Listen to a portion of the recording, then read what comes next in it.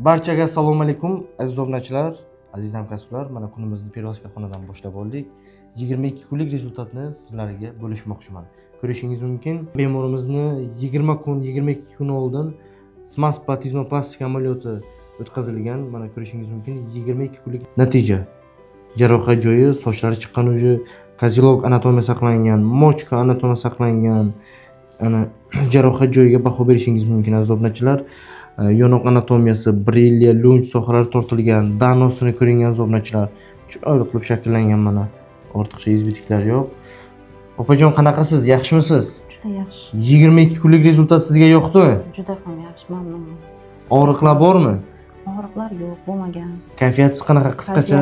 Kayfiyatim juda yaxshi, a'lo darajada. Kelganimda ozroq qo'rqandim. Hozir juda ham yaxshi.